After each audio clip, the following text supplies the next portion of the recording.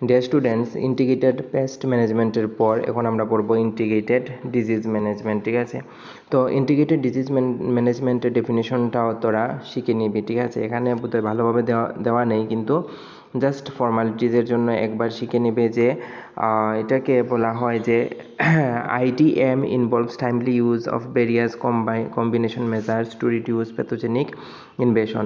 তো similarly integrated disease ম্যানেজমেন্টের মধ্যে অনেকগুলো আমরা মেজার্স ইউজ করি যাতে মানে কম্বাইন্ড আর কি। ইন্টিগ্রেটেড বলতে কি বোঝায়? ইন্টিগ্রেটেড বলতে বোঝায় মিক্সড মানে অনেকগুলো যখন আমরা ডিজিজ ম্যানেজমেন্ট পদ্ধতি একসাথে ইউজ করব তখন সেটাকে ইন্টিগ্রেটেড ডিজিজ ম্যানেজমেন্ট বলা হয়।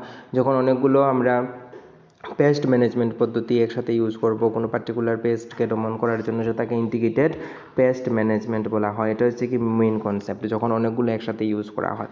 সো এখানেও তোদের cultural method, mechanical method, biological method আছে। ঠিক আছে, তো কালচারাল মেথডের মধ্যে আমরা দেখে নেব যে টিলেজ। কালচারাল মেথডের ফার্স্ট হচ্ছে টিলেজ আমরা ইউজ করে কি করব যে সয়েল ম্যানিপুলেট করা। ঠিক আছে, সয়েলের যেমন তোদের হেরোইং হয়ে গেল, তারপরে তোর তোমাদের উইডিং হয়ে গেল, মেইন ক্রপস লাগানোর পূর্বে। ঠিক আছে, ফিল্ড প্রিপারেশন করা যেগুলো, সেটাকে সিম্পল কথায় আমরা টিলেজ বলি। ঠিক আছে, তো এটা করলে কীভাবে আমরা মানে ডিজিজ থেকে মুক্তি পেতে পারি সেটা হচ্ছে কালচারাল মেথডের টিলেজ পোর্শনের মধ্যে দেওয়া আছে। ঠিক আছে, দেন তোদের ফিল্ড স্যানিটেশন করলে কি হয়? স্যানিটেশন করলে আমরা যেমন হাতেও স্যানিটাইজ যেমন করি ক্লিন করার জন্য, সেভাবে যদি ফিল্ডকে আমরা যদি মানে ক্লিন করি, রিমুভ যদি করে দিই আনওয়ান্টেড প্লান্টস যেগুলো আছে, বা অনেক সময় তোমার প্যাথোজেনের কি থাকে, অনেক সময় প্যাথোজেনের মনে করো কোনো ডিম রয়ে গেল মাটির মধ্যে, তো ওগুলো যদি আমরা রিমুভ করি, জ্বালিয়ে দিই, তারপরে অনেক সময় আগাছার মধ্যে ওরা কি করে শুধু ডিম পেড়ে রেখে দেয়, বা ওরাও আগাছার মধ্যে কি করে মানে মিউট্যান্ট হয়ে বসে থাকে।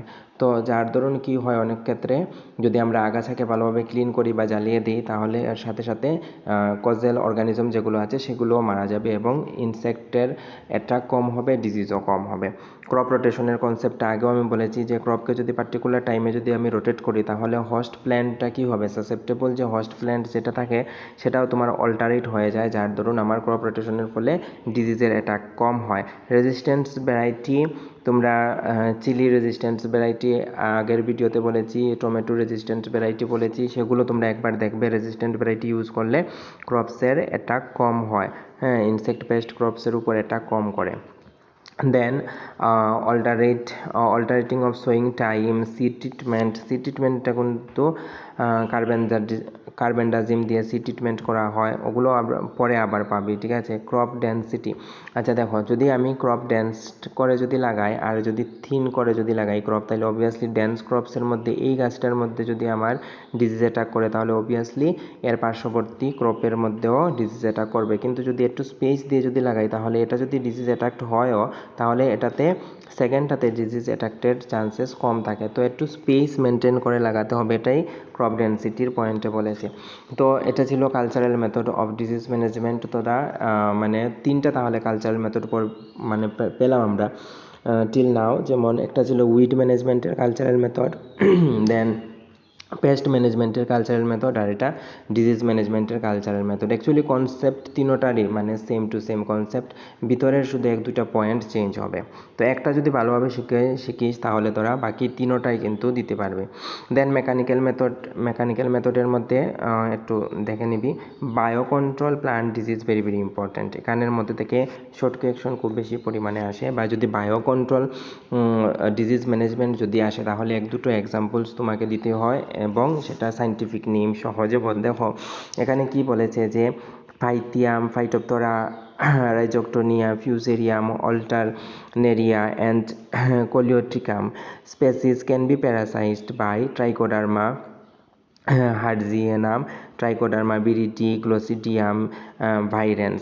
তো এই যেগুলো আছে ট্রাইকোডার্মা স্পেসিস যেগুলো আছে ওগুলো এই যে তোমার পেস্ট যেগুলো আছে সেটাকে কি করতে পারে, বা ডিজিজ যেগুলো আছে, যেগুলো তোমার টমেটো, ব্রিঞ্জাল বা চিলির যে ডিজিজগুলো আছে সেগুলোকে মিনিমাইজ করতে পারে।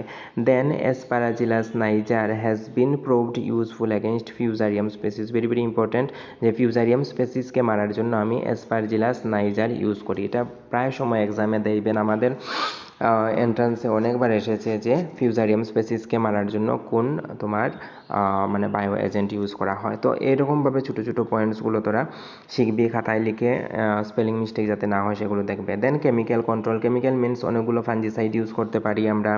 দেন তোমার সিড ট্রিটমেন্টের জন্য অনেক ফাঞ্জিসাইড ইউজ করা হয়, যেমন এখানের মধ্যে আছে যেমন কার্বেন্ডাজিম, আমি আগেও বলেছি। দেন কার্বক্সিন, অক্সাথিন, ওগুলো ইউজ করা হয়।